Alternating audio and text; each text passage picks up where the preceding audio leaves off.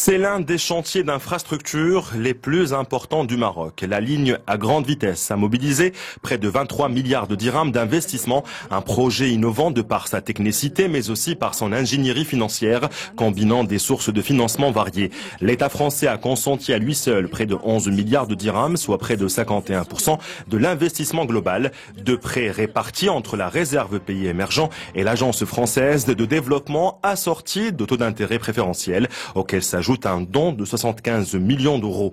4 fonds arabes ont également apporté leur contribution pour la réalisation de la première ligne à grande vitesse d'Afrique. 400 millions d'euros au total débloqués par les fonds de développement koweïtiens, saoudiens, d'Abu Dhabi ou encore le FADES, des financements étrangers qui constituent l'essentiel de la structuration financière de la LGV.